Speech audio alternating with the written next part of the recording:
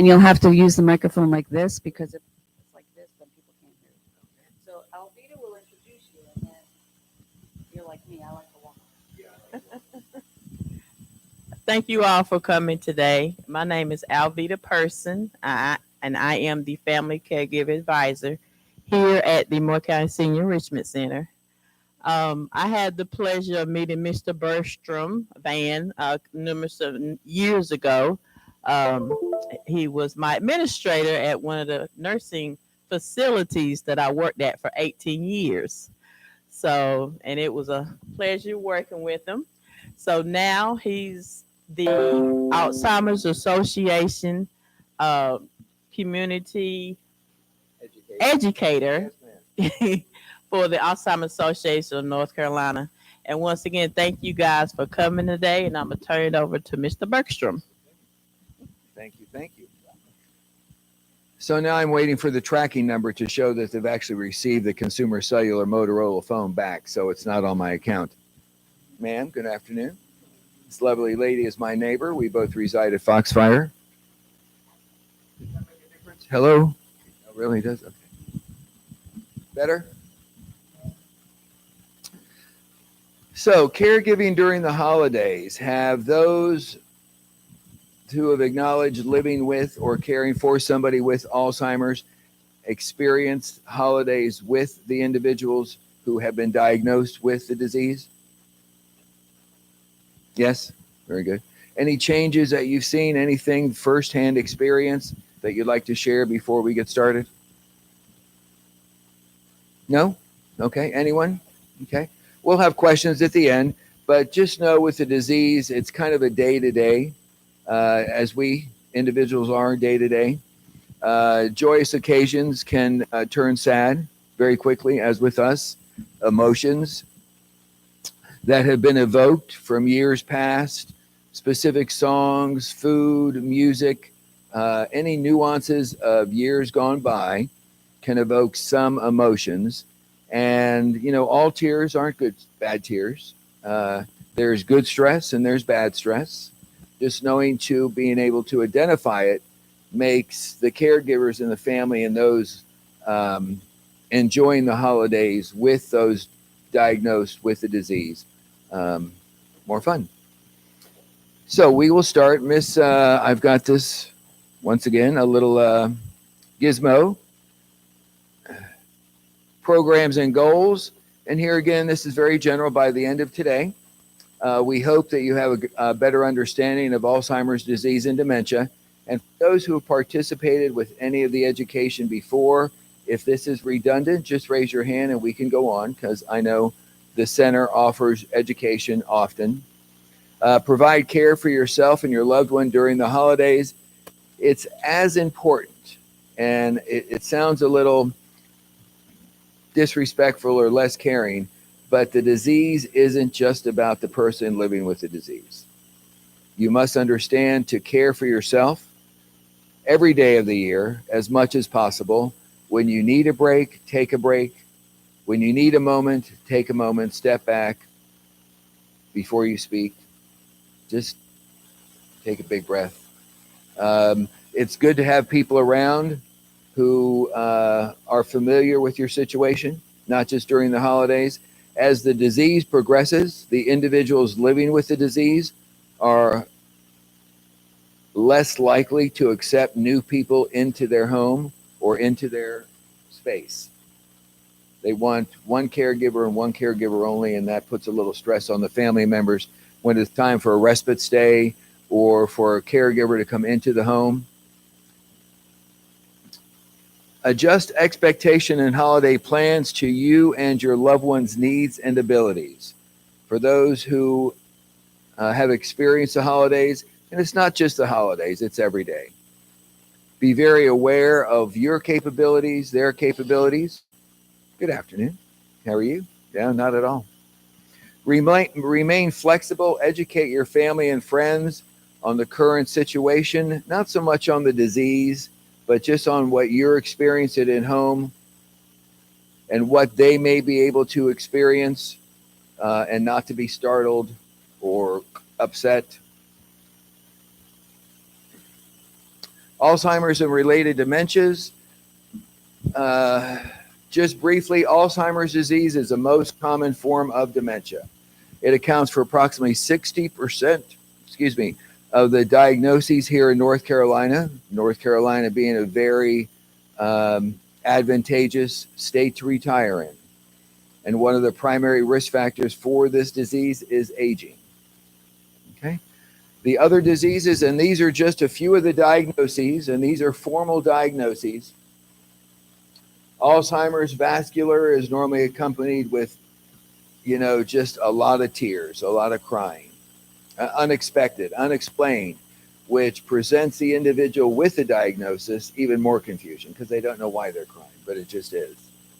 Lewy bodies, frontal temporal, for those diagnosed with early dementia, one of the more popular or one of the most prevalent diagnoses on early diagnosis. Huntington's, mixed dementia, because not only Alzheimer's, but you can have a variety of diagnoses if diagnosed properly with the disease overall of dementia. So dementia is all of this, Alzheimer's being the primary. And if you think of any disease that may negatively impact our brain and our cognitive abilities, it's a greater risk factor for the disease to present itself. My brother suffered from alcoholic-related dementia. So, symptoms result from damage to the brain. As we know, it is a disease of the brain, and eventually it is death at the end. You do die from this disease. Your brain is constantly shrinking. As we see here, advanced Alzheimer's and a healthy brain. Causes changes in memory, language, thought, navigation, behavior, mood and personality, and planning and organizing. For those, my mom is 97, will be 97 December 15th. And she is living with the disease, but when she sees all this, she goes, I know I have it. And I go, no, Mom, you don't. But normal aging, she has issues with all of these things. So when you see yourself or you see someone with a little bit of hiccups in these categories, it doesn't automatically determine. Mom, just yesterday, we were doing something in the house and she went, she was cooking cranberries for the holidays coming up. And she said, this recipe is different from the one we've used before. Where's our recipe? I go, I have no idea. I said, I thought it was your recipe, Mom. So she went back to change to appropriate clothes to make the cranberry sauce. In this back and forth, she misplaced her glasses. Well, we turned that house upside down. Oh my God. And then, constant back and forth. Evidently, when she had gone into her closet to find the appropriate clothing to wear for cooking, she had folded them and put them in the pocket, one of her bed jackets, and not one that she had worn recently. So, but we found them. Alzheimer's disease, the continuum. Research and firsthand accounts say you can be asymptomatic, not showing the symptoms, but having the disease 3 to 4 years before the symptoms present themselves. The people can find ways to compensate, cover up the symptoms that they don't want to present, and they become very, very adept to that. Mild cognitive impairment, mild, moderate, and severe. And there's the continuum. Miss Teepa Snow, who is a tremendous advocate and educator for Alzheimer's, nationwide, worldwide, has a different continuum. And hers identifies the positive aspects and characteristics of the aging process with the disease. And she highlights them by identifying them with different types of precious stones, the emerald, the diamond, and such. It's pretty neat. She's on the internet, YouTube, Teepa Snow. Teepa, Teepa, last name Snow. She's a North Carolina gal. She's from a little town in between Greenville and Wilson, North Carolina, called Eflin. By trade, she is a licensed certified occupational therapist, but has been practicing in the world of dementia for approximately 35 years.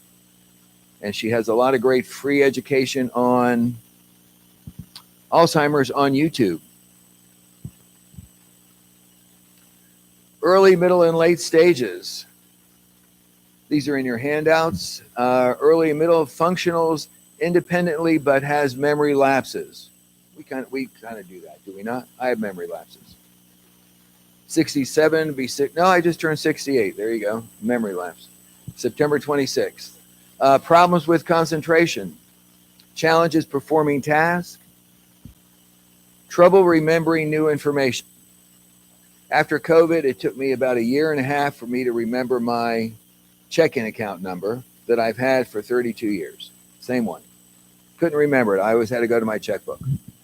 Middle moderate stage.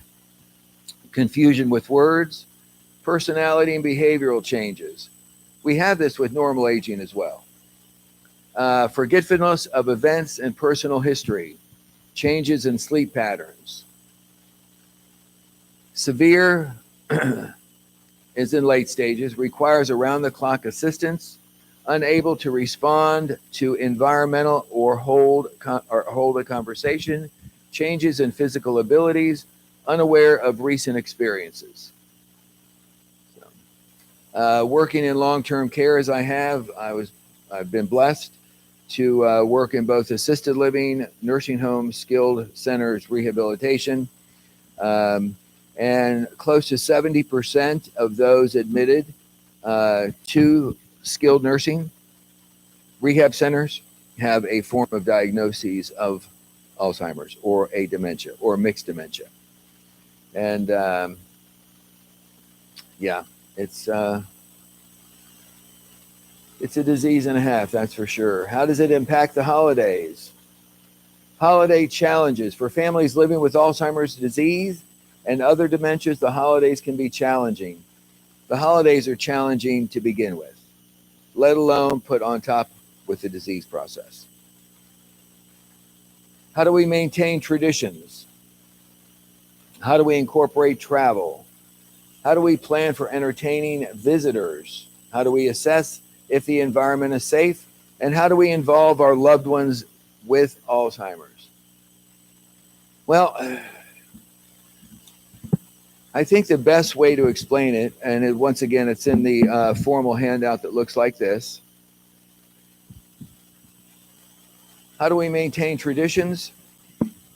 I think it's best when, for those that are visiting or just your family, the family that is either living with the individual with the disease, that you coordinate a family meeting, have some dynamics going on so there's not just one sole caregiver in charge of everything, because that caregiver will not enjoy the holidays. Maintain the traditions as we were speaking. Good memories can be evoked by traditions of Christmas tree decorating, but also can be reminiscent of days gone by. Because if you think, everyone in this room, as we have aged, and as years go by, and as people pass, friends pass, we lose a little bit of who we are all the time. Traditions of, as my mom is 97, she lost her last best friend of 52 years, February a year ago. But there are little nuances of life that just leave you. You can't regain them. But maintain traditions, whether that's incorporating family albums, special meals, bringing children to the home. One thing that's not recommended based upon the characteristics that's being displayed with the individual is having too much environmental stimulation. One thing that can be a hindrance is young children, animals that are meaning well but are constantly trying to interact with the individual living with the disease. Too much stimulation is just not good, overstimulation. In regards to travel, that's kind of a hit and miss. Depending on what type of travel it is, whether it's by plane, boat, car, how long the individual can actually be seated without needing to go to the bathroom. But that could change. The day could be good when they get in the car or on the airplane, and then all of a sudden something hits them. Once again, environmental stimulation is going to direct the remainder of the trip wherever the destination is. Travel around town. If you're traveling from home to home, let the folks know, of course, and I'm sure they do, if you're bringing the individual with the diagnosis to a different setting. Make sure that while you're traveling, you have plenty of, that you've prepared the whatever mode of travel you're going to in case there is an emergency, whether it's an episode of incontinence or whether you just need to pull over and take a break and take a small walk. Entertaining for visitors. Whomever you invite to the home or whether you go out, just make sure those people are well aware, as we just mentioned, of the state of the individual, you know, and if you have to cancel, you have to cancel. If you have to stay home, then you have to stay home. Or if you have had a meeting with family members, once again, don't leave yourself being the sole caregiver during the holidays. How do we involve our loved ones with the disease? Our handout shows wrapping presents. A lot of my residents in the long-term care settings, we created activities, specifically ones that they enjoyed when they were younger or ones that they enjoy now. Especially here in North Carolina, we always have pine cones on the ground because we're always picking them out of our yard with those little reachers. A really great activity that we've used is making Santa Claus, Mr. and Mrs. Santa Claus, out of the large pine cones. There's the belly, and you get the little styrofoam and the little red felt material, the batting, and build some Santa Clauses. Do not use glue guns. Ensure that the glue is supervised. Items that can be mistaken for food, or even if it doesn't resemble food, can easily be consumed by the individuals with the disease process.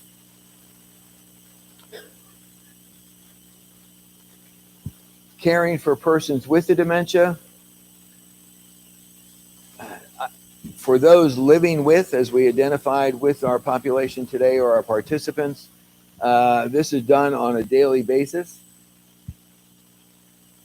Evaluate the needs, expect changes, note the effect of the environment, check in with family periodically, focus on activities that bring happiness while building on past traditions, and encourage participation.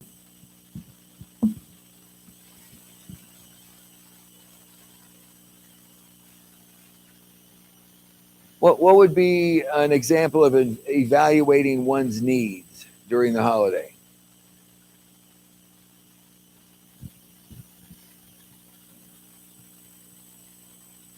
Anyone?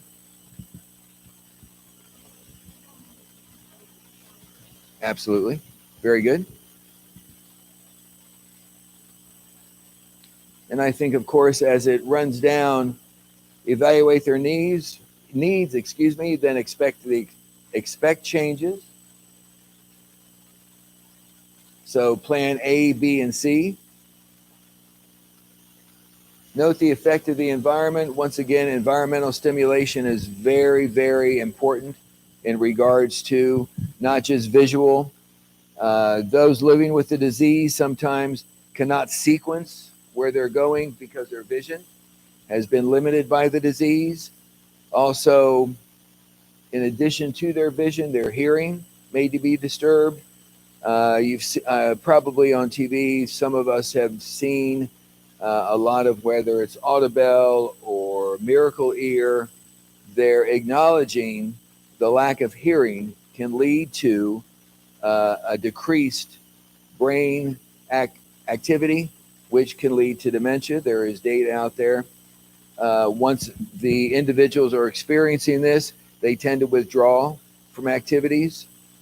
They don't want to be involved because they're just so, I don't know.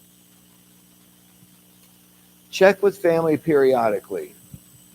So for those that are building a plan for the holidays, do the individuals with us today have support other than themselves when they need it to help care for the ones living with dementia? Okay, is it accurate? No? Yes, some maybe. Well, we have great opportunities for respite for those that have insurance.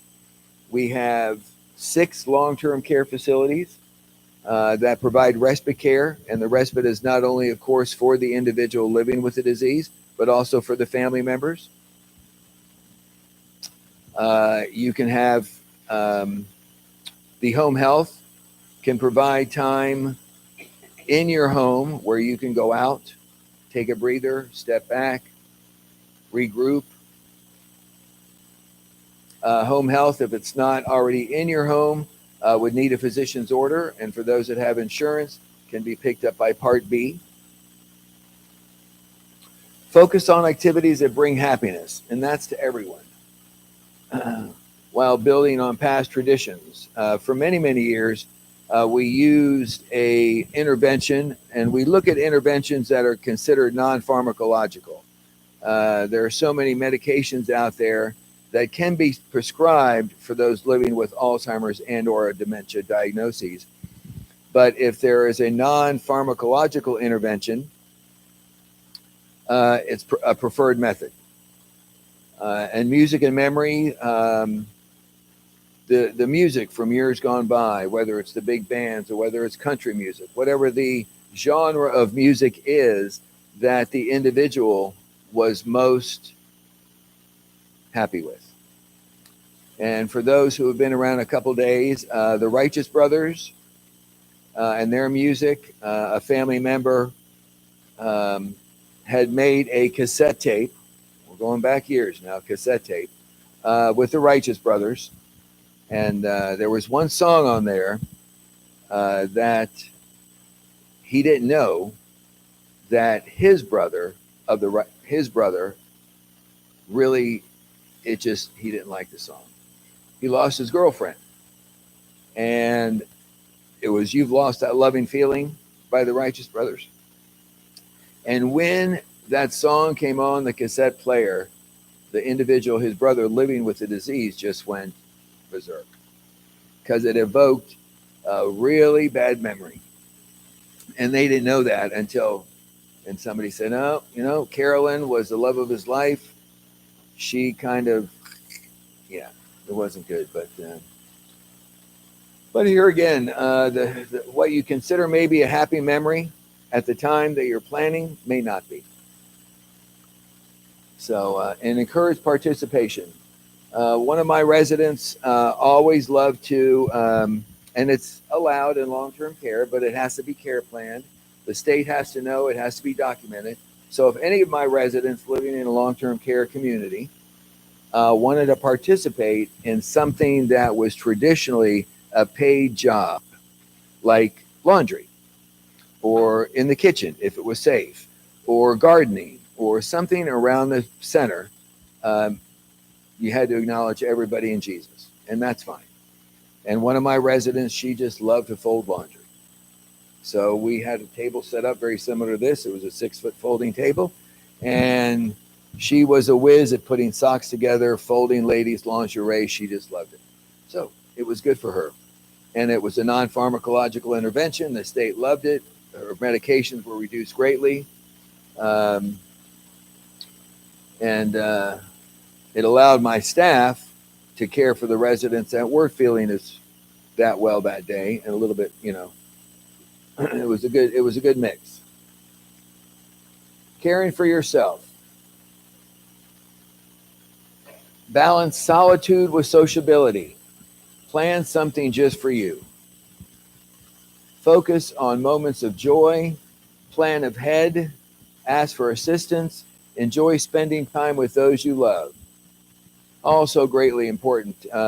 We were talking a couple months ago, and in North Carolina alone, the American Healthcare Association, which guides all of long-term care and assisted living in the nation, in our great United States, did a survey, but we surveyed just folks in North Carolina. And these were informal caregivers. And those are the caregivers such as the wife, the daughter, a female neighbor, who are the primary caregivers to the disease process. And the survey showed of the 3,000 that 53% of the caregivers providing the care needed a caregiver themselves. Right? Yes, ma'am. But if this doesn't occur, and some people say, well, I just can't. Well, you just have to. You have to be what we would consider a little selfish to be able to maintain a quality of life for yourself in addition to the quality of life for the person you're caring for. And as I mentioned a little earlier, with those individuals who may be residing alone with the individual with the diagnoses, or any diagnoses really, but primarily with Alzheimer's, it becomes imperative that you intermittently bring in other people into the home, because you're just not going to last forever, right? So when you can integrate another individual to help you provide the care that is needed, it's going to be a huge benefit. Because as I mentioned, there's going to come a day when they're not going to be welcome in the house, and then it's just going to be chaos. Adjust expectations, absolutely. Teepa Snow, she's paraphrasing what Teepa Snow says. When you're living with an individual with the disease and you think you know what's best for them, you need to step aside and realize that you have to work into their world and not bring them into yours, because it's just not going to work. So expectations, you need to consider, in addition to expectations, what is the reality? And that is, what is the reality of your immediacy of the day right now? Expectations, and then perceptions. So mix those three together before you act, speak, decide on what direction you're going to move in that day for the both of you, not just for the individual living with the disease.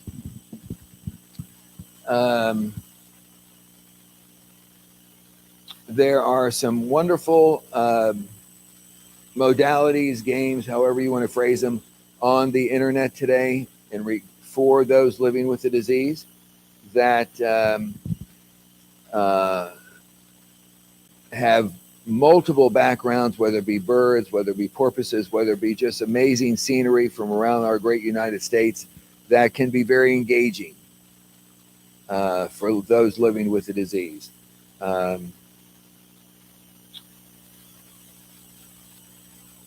The chat, I can't speak from firsthand experience with video chat. I know that the Zoom meetings, maybe video chat falls under that category. You can hook up with Microsoft, have meetings anywhere. You can do it from home to home for the grandchildren or for family members who can't be with y'all during the holidays. Give yourself permission to do only what you can reasonably manage. Once again, so important. And reasonably, yeah, you can only be the judge of that. Ensure family understands caregiving situations. Consider writing a letter or an email to familiarize others with your situation. In your handout, is a pretty general template of what you could say in regards to, and you really don't need to divulge too much information, but just a nicety, to be not only considerate of the individual living with the disease, but considerate of the people that may be participating with you during the holidays. Very important. Oh, sample letter.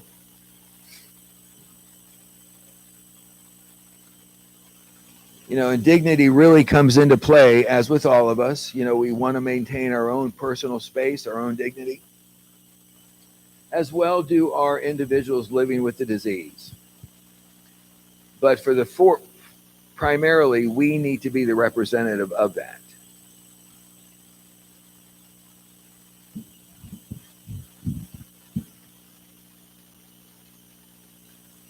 Involve the person with Alzheimer's.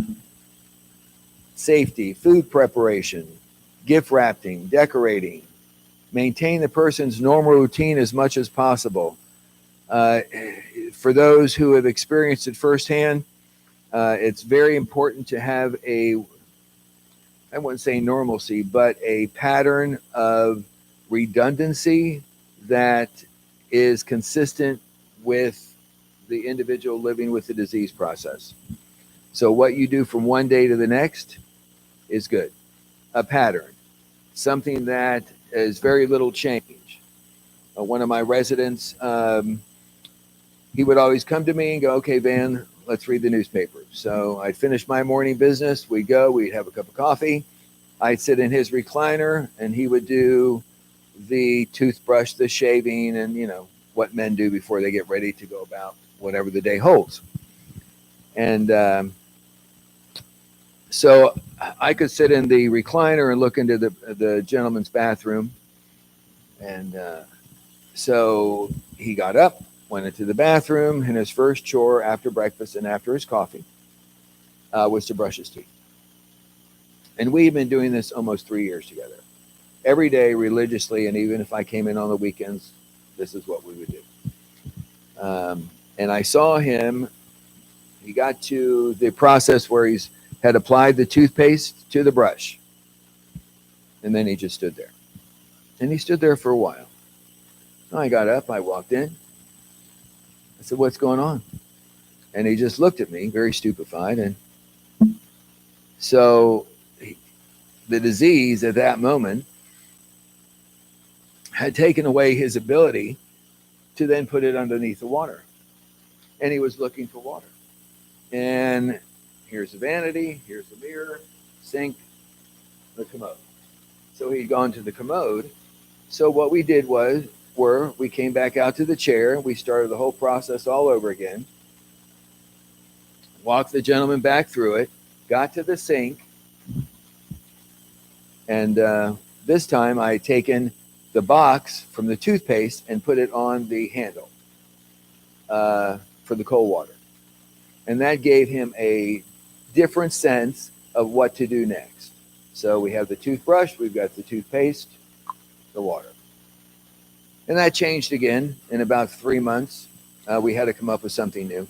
But that's how quick the disease ends our thought process. No matter how repetitious it had been for all these years, that signal was no longer there. So normal routine. One of my other residents, and I'm using these experiences because I can speak from personal experience, she had a specific table that she dined at every day, her chair, and they become very adamant, "That's my table." And so we assign tables and we assign seats. And her table was occupied that day. So she was kind enough to be considerate, sat at an alternate table, ate, had her pocketbook next to her, finished, and she was an artist. She was working on a painting, which was in the dining activity room combined. She went over to the art, the easel, and then one of our staff members had cleared her table, and in doing so had placed her pocketbook next to a table that had already been reset. And she knew that was her table. And the pocketbook was kindly placed in the chair that she would put her pocketbook in. So when she saw that, she sat back down at her place setting. She thought she was ready to eat again, and she had just finished. She had a great appetite, and we served her. You know, we checked with the registered dietitian, and everything was good. But it's that the disease is very manipulative. Build on tradition and memories. Stay flexible. The flexibility, once again, considering flexibility within yourself and the individual with the disease process. Flexibility is imperative because their days, no matter how good it can start, can just go, and there's no rhyme or reason. There just isn't. You know, once again, like Teepa Snow says, step over here, watch what they do, interact with them in their world. They have a space. And as the disease progresses, that space gets very small. I don't know if anyone's experienced it, but those with the disease, as far as dining, if you have your hands out here in our peripheral vision, I can see my thumb. Well, as the disease progresses, the individuals living with the disease, their peripheral vision gets to here. They can't see below, they can't see above. So if it's not right in front of them, they can't see it. So when you place something on the table or when you bring something into their range of focus, it can be very startling. That's why in long-term care, and I'm sure Miss Alveda had experienced it occasionally, if you're attempting to assist somebody with dining and you're bringing their fork or their spoon in at a different angle where they can't see it and all of a sudden it's right there, you know, and you never want to tap it on their teeth to acknowledge it. But it's just very, very alarming. Flexibility is so important. Adaptive gift giving, person living with the disease. What types of gifts can be considered enjoyable for the individual with Alzheimer's? Adaptive clothing, favorite activities, foods, and hobbies. Sensory related gifts that ensure safety. There's a wonderful website that has a wealth of sensory related items that are tactile, that evoke every sense that we have in a good way. What is the name of that, Miss Alveda? The name of the room? I'll think of it. Be flexible, Van. Okay, I can't think of it right yet. Gift giving extends to the caregiver also. Yep.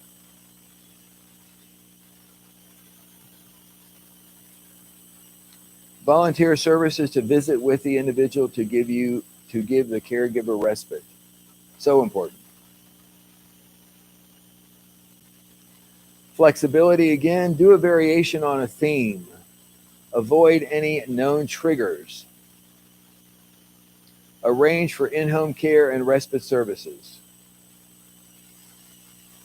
I think we have close to, 11 home care services within a 50-mile radius that either have a default location set up here in Moore County that provide in-home respite.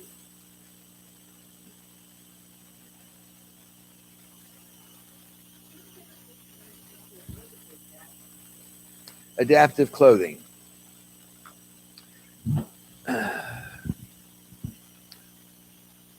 Adaptive clothing would be for those individuals who can no longer button their shirt or their blouse. You've seen those greeting cards where the gentleman has pulled his boxers over his pants. That actually happens. It's called sequencing.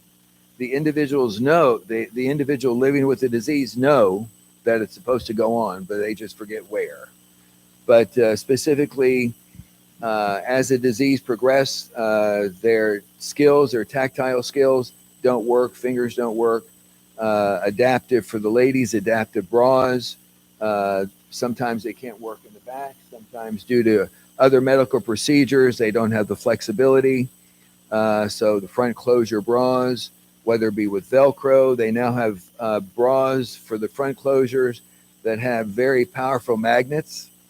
My mom, and she tells this to people, so I'm not speaking out of turn, but at 97, she said, you know, she used to roller skate professionally and ice skate. She goes, I used to be a perfect 34, 24, 34.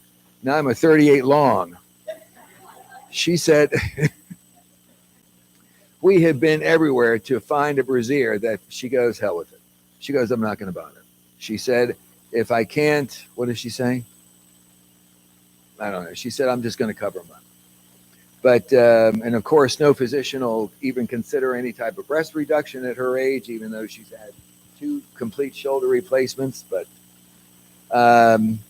for men, adaptive for their britches, because sometimes I just can't get my zipper down in time to make it to the toilet. So they have Velcro, or they have flies. It looks like they're closed, or looks like they're looks like they're closed, but they stay open. They just pop. Adaptive shoes would be no shoelaces anymore, Velcro, or now they have the step-ins, Skechers, but now there's other Skechers are $100 a pop. So let's find a different modality and find some pair of that they can just pop right on. Okay. There is a place on Pinehurst Avenue. It's called, it used to be a drugstore, begins with an N. Health Innovations. They have adaptive wear. Yeah. And once again, on the Alzheimer's website, and you know, we have at our 800 number, we have people on call 24/367 to answer questions. And these are master prepared social workers that can answer any questions no matter where you live. And if they can't direct you immediately to where you are, they can tell you where to go or a contact number.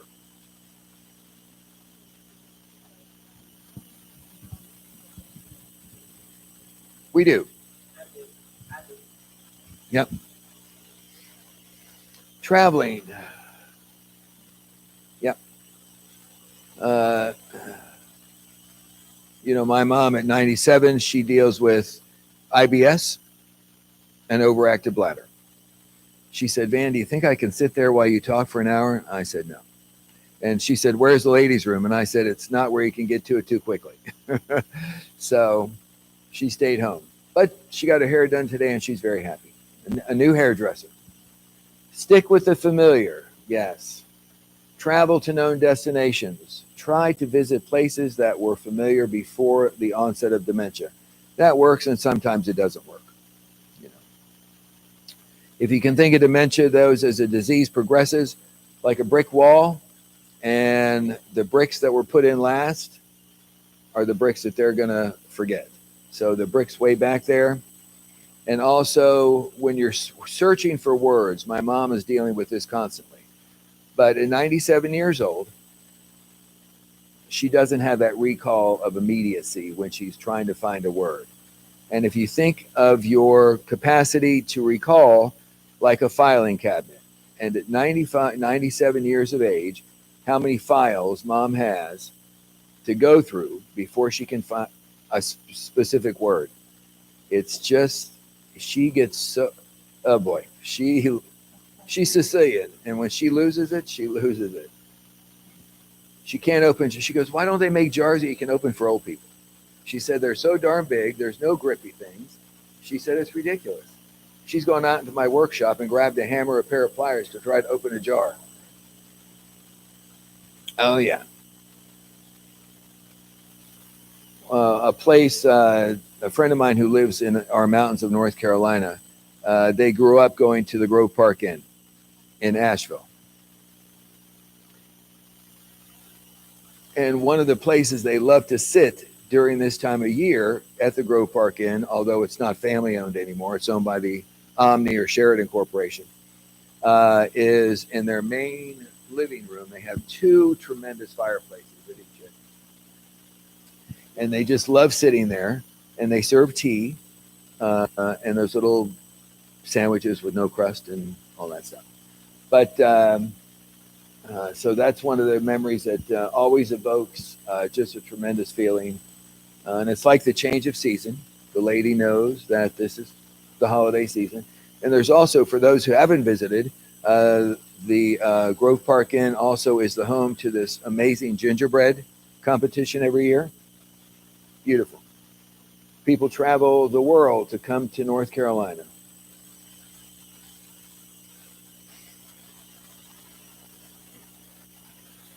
Have a bag of essentials with you at all times, all very, very important. Safety precautions, pack necessary items, create an itinerary. That can go out the window real quick, an itinerary, literally. Consider the best time of day for the individual. Specifically during the holidays too, some of the residents or individuals living with the disease process experience sundowners, just a part of the diagnoses. So plan their day around that. Activities in the morning, brunch through lunch. They'll be good and tired. So by the time that sundowner time of day hits, they would be able to enjoy the remainder of their evening. Once again, without, and it's not, check with the physician, but, and their medications, but it's not taboo for these residents or individuals living with the disease to have a glass of eggnog or a glass of wine. Physicians' orders let them know that this is what you're thinking based upon the medications that they're currently prescribed. They may be able to enjoy a glass of wine for the festivities and or memories.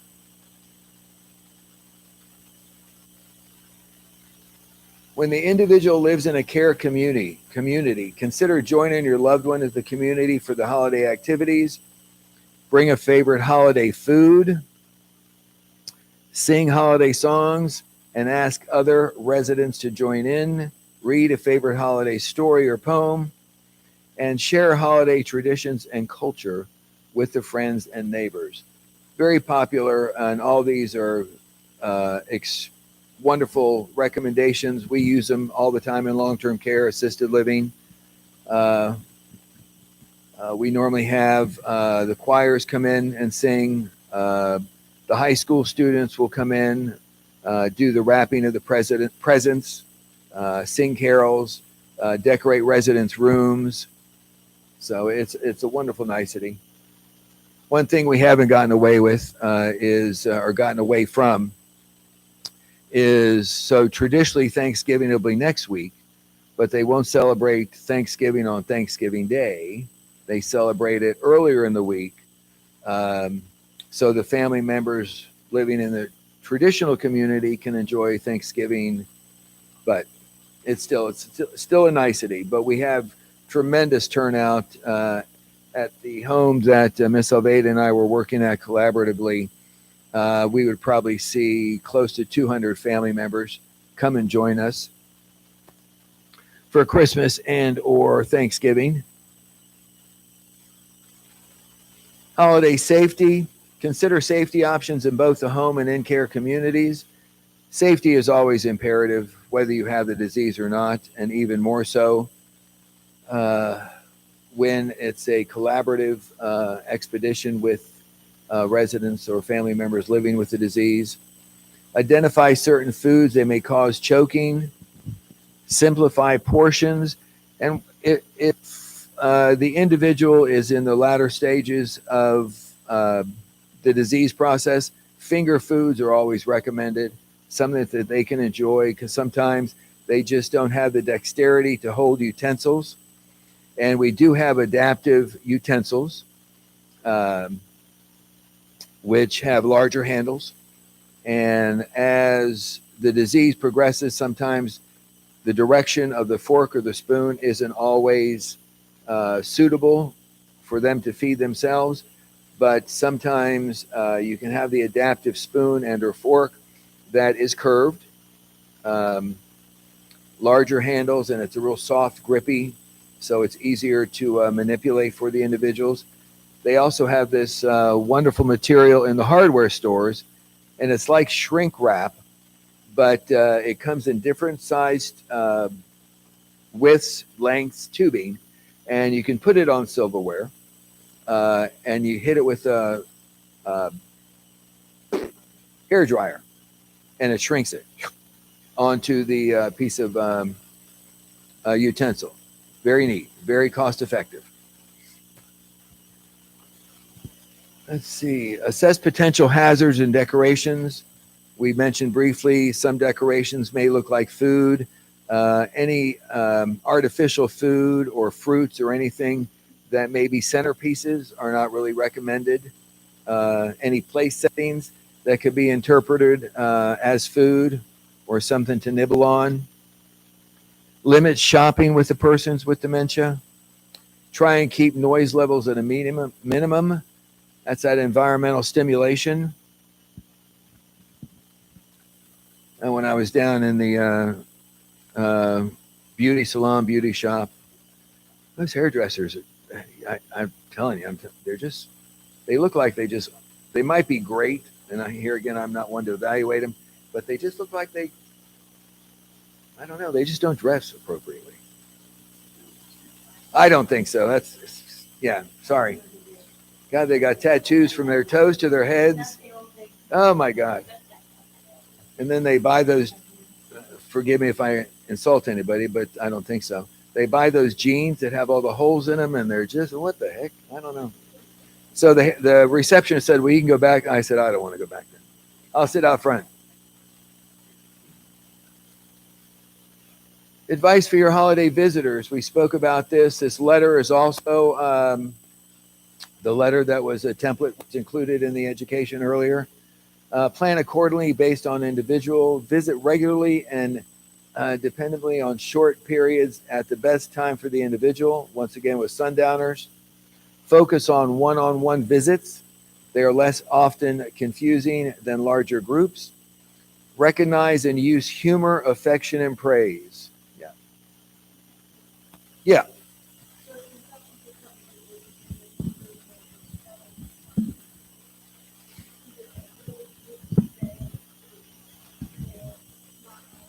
Mm-hmm.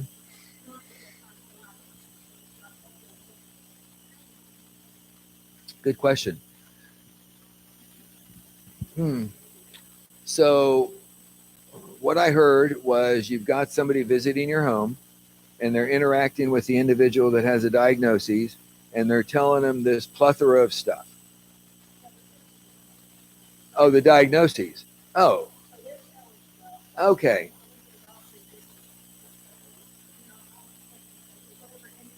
Sure.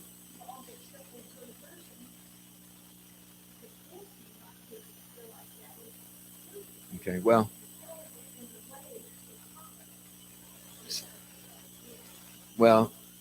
there's only one answer to that. And the individual who's listening has got to believe it's their truth. Because today, whatever that story is or the saga is that's being shared with the visitor, that's his truth or her truth for today. So it's just got to be acknowledged. And I would just go along with it. Be respectful. Yeah. And then just out of respect and dignity for the person, because there's probably some nuances of accuracy in that story. So I would go back to the primary caregiver, whoever is the host or hostess, and let them know what you had heard for two reasons.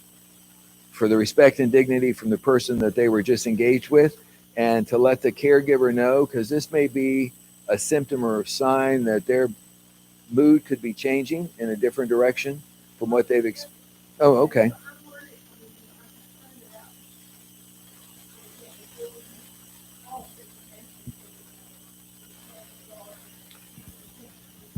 Okay. Well, I don't think you can prevent that because you can't squelch the information. And if it's going to be a mixed party, but here again with so the individual who is hearing this, are they a random visitor, family members? It could be both. Okay. So if they're visiting your home, I would say the letter or a telephone call to let them know what to expect. You may hear this, you may hear, because there's another, I've experienced both sides of that. And I've had residents who have shared what they believe is accurate, and to them it's accurate right then and there. And I'm not going to discount that. But the person who's hearing that's going, oh my God, what's going on here? I've got to call the popo or, right? Okay. Oh, no.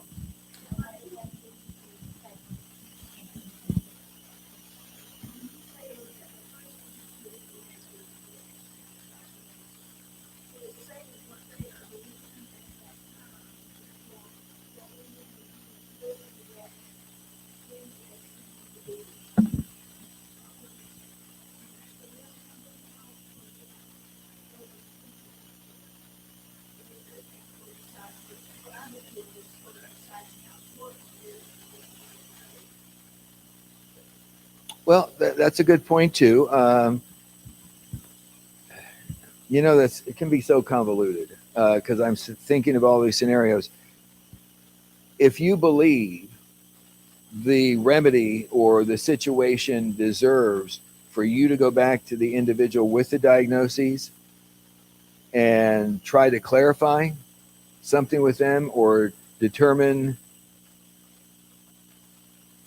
what's accurate and what's not, is that what you're saying? No?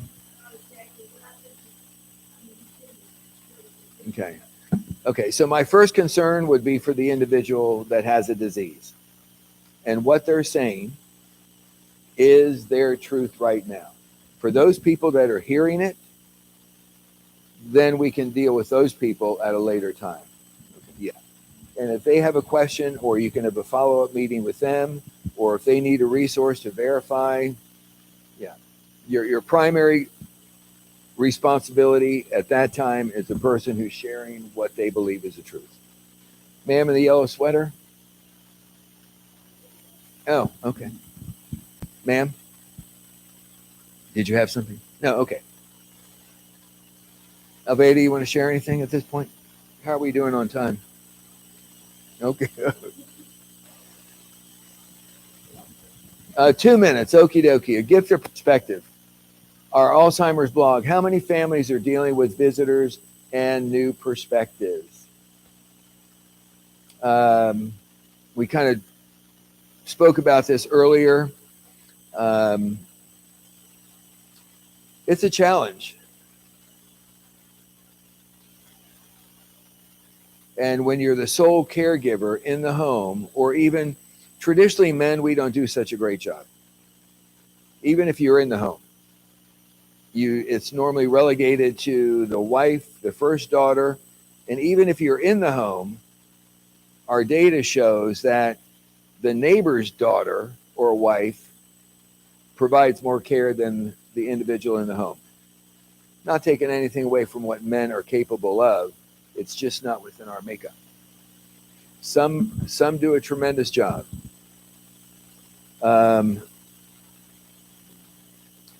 Resources to access during the holidays, once again, alzheimers.org. Our website is extremely easy to navigate. And as I said, our social workers are on call 24/7, 365. You have a local chapter, which is ours here in North Carolina. You have Miss Alveda, who has our contact information.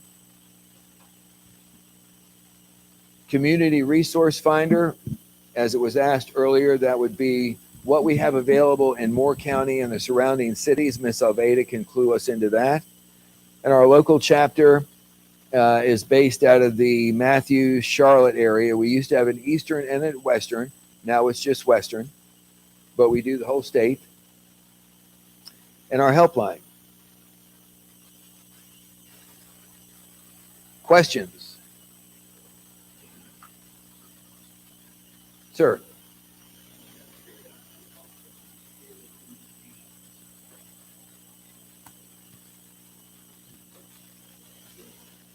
Beginning.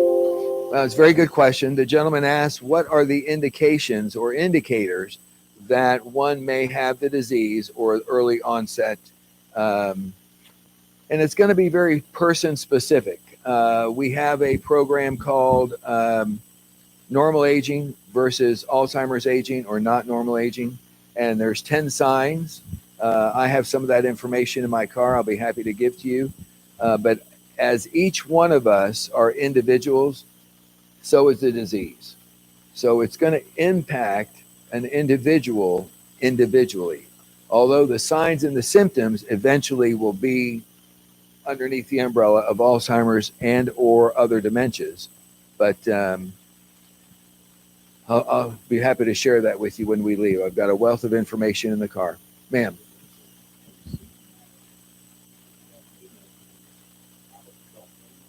Asymptomatic, correct. You're not showing any symptoms. Correct. Absolutely. Ma'am?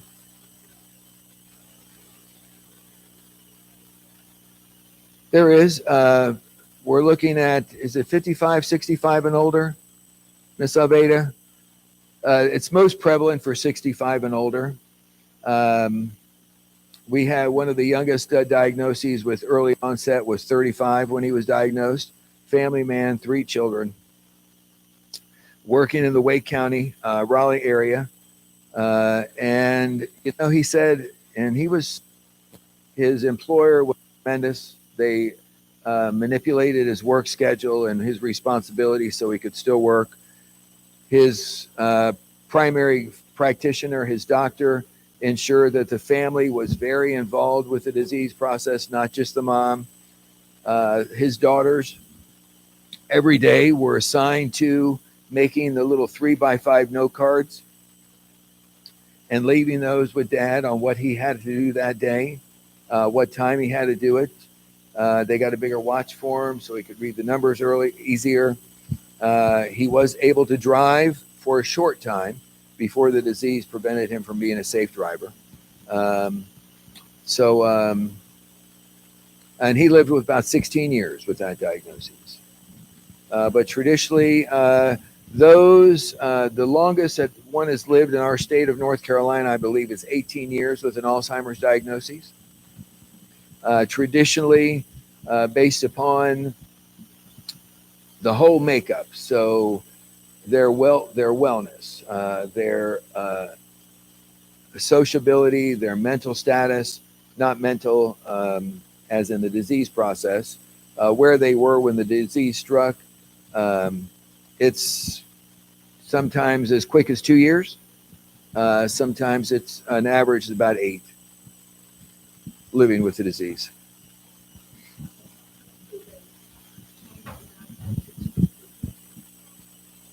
Alzheimer's is a diagnosis in the dementia category. So it's Alzheimer's stands alone. So let's just say this whole room falls under an umbrella that is dementia. And Alzheimer's is this diagnosis right here. So, and to get the direct, accurate diagnoses, we have a tremendous individual living in our community, and she is a neuropsychologist, and she has a practice called I Care for Your Brain, and her name is Dr. Karen Sullivan. She's here in Moore County. You know her? She speaks here. Last year, I believe Karen was here, Dr. Sullivan. Actually, she treated me, so I had firsthand experience with her. Because after coming out of COVID, my building here in Moore County, the one Miss Alveda was at for 18 years, was the first to experience COVID. And so I was thinking I was going downhill real quick. After the COVID fog and all that good stuff, I had more negative reactions from the administration of the shots than I did from the disease, from the virus. But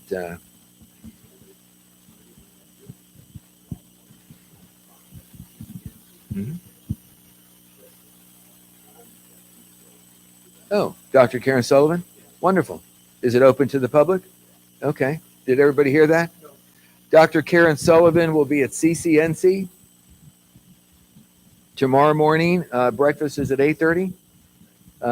So at the gate, just acknowledge that you're here to see Dr. Karen Sullivan, and they'll let you in. Do know that the traffic at the intersection of Morganton and 15501, it is horrendous.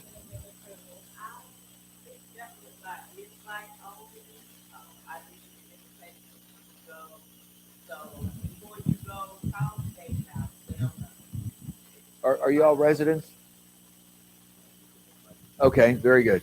Okay, so call CCNC and ask just to ensure.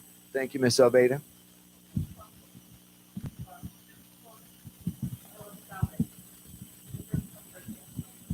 Okay, ma'am. Mm-hmm.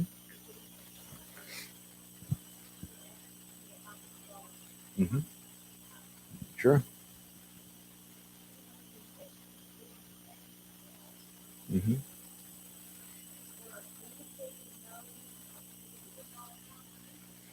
It is.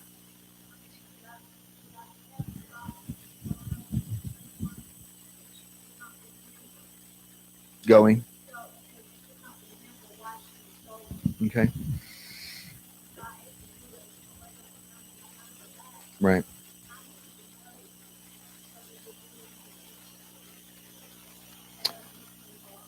Sure. You know, there there are other diagnoses that can resemble Alzheimer's. So for the benefit of not only your mom and you, I would actually recommend having an accurate diagnosis. And just be as forthwith, honest with her as you can, um, and try to accommodate a time that's kind of okay with her. You know, did she go to her primary doctor? Okay, well, start there.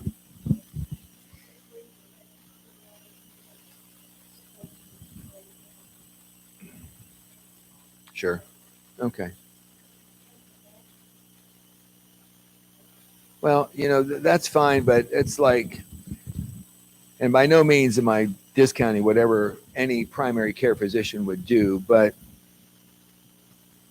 until there's an accurate diagnosis, you wouldn't put somebody under chemotherapy unless you know they had cancer. So I think it would behoove your mom and you and the physician at hand to get a accurate diagnosis of what the disease is, whether it be Alzheimer's or a different form of dementia.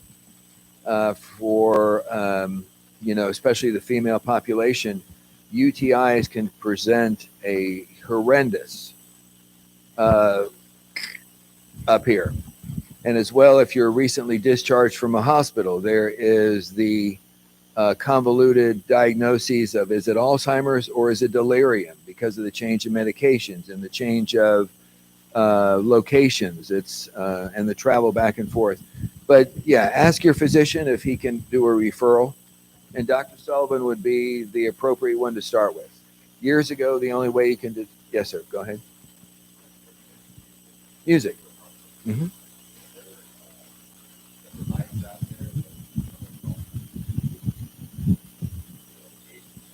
Sure.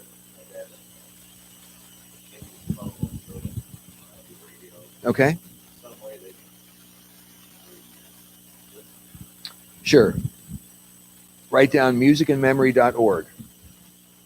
And this was a wonderful program started with an IT guru. He'll identify himself as the biggest geek out there. But he was working in a neurological center in upstate New York with IT devices. And they came up with this tremendous intervention, music and memory.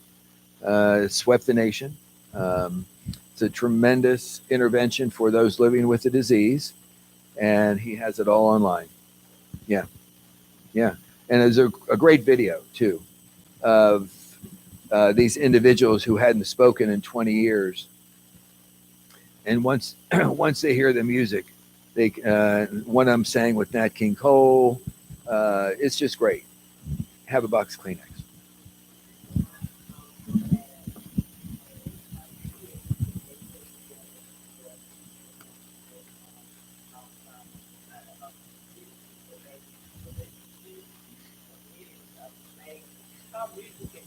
Mm-hmm.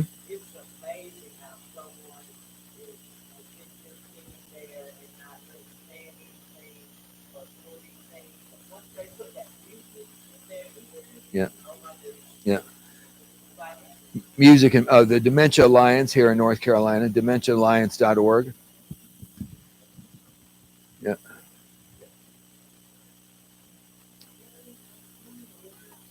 Alliance, L-I-L-A-L-I-N-C-E, Alliance. Uh-huh. Yes, ma'am. Yeah.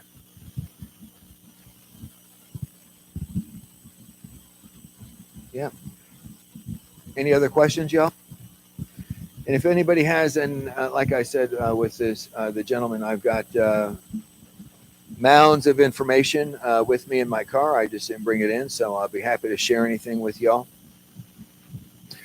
Did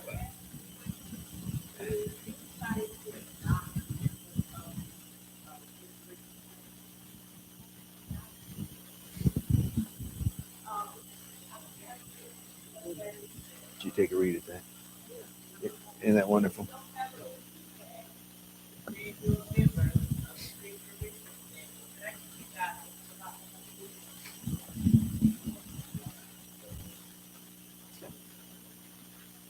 I'm going to hand out one more handout for y'all. And this is about hope. This is a wonderful couple that have been married for eons. And he was diagnosed with cancer. The couple's name is Bob and Betty. And as the disease progressed, so did the word or the meaning of hope. And how hope affected not only Bob and Betty, but also their family. Absolutely.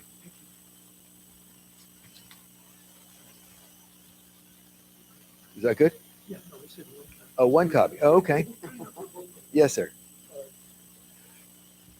You're very welcome.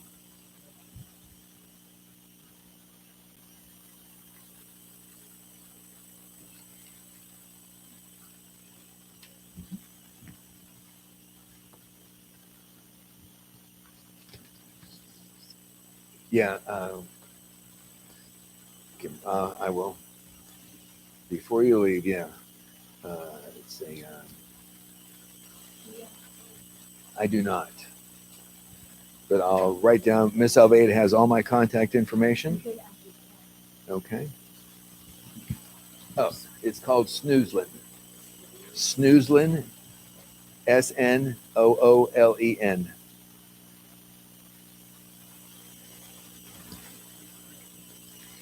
And that's the name of the clinical director who developed.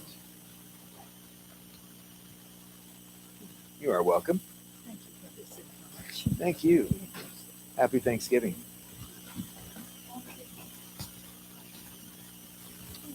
Like your jean jacket. Thank you. You see the bag? Oh, wonderful. Yeah. Did you do it? Oh, no. I like the soul of it. Thank you. Also, if you haven't, I'm sure probably by now the majority of you have read the Alzheimer's poem. Yeah. Be safe. Call us anytime.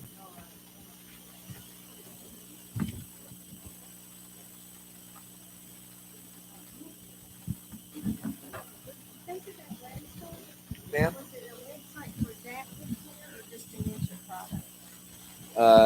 Is that what you were trying to think of? Yeah, It was something Snoozlin. room- Oh, Yeah. Snoozlin. Snoozlin. Okay, I'll check it out. Snoozlin.